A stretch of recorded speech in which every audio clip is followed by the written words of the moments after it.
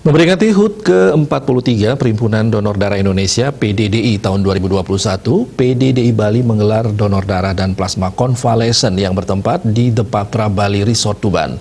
Hal ini sebagai peran penting PDDI meningkatkan keikutsertaan masyarakat untuk melakukan donor darah dalam menghadapi pandemi COVID-19 serta membangun kesetiakawanan.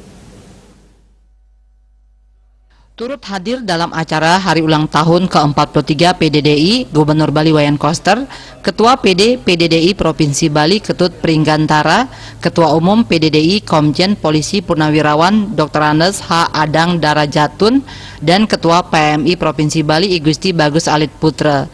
Acara Hari Ulang Tahun PDDI ke-43 ini juga diisi dengan pemberian piagam penghargaan kepada instansi yang turut mendukung PDDI Bali dalam upaya mendapatkan stok kantong darah untuk membantu ketersediaan darah di beberapa rumah sakit.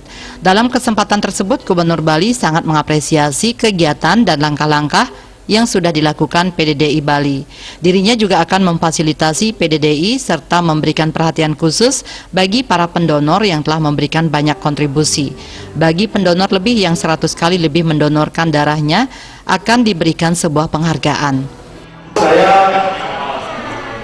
betul-betul mengapresiasi langkah ini dan berharap ke depan, walaupun tidak dalam konteks hari ulang tahun, PDDI Bali aktif lagi di dalam penyelenggaraan kegiatan donor darah ini, dan saya akan memfasilitasi. Tadi ada aspirasi yang ditekankan lagi oleh Bapak Ketua Umum. Yang pertama adalah supaya ada kartu khusus bagi para pendonor yang sudah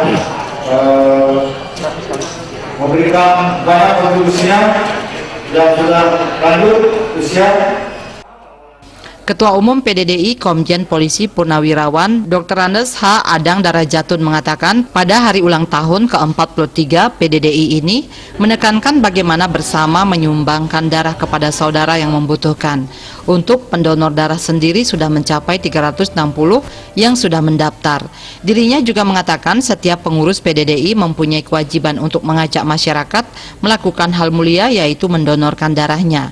Bali pun dipilih menjadi tempat hari ulang tahun ke-43 PDDI karena melihat antusias masyarakat yang tinggi dalam kegiatan donor darah.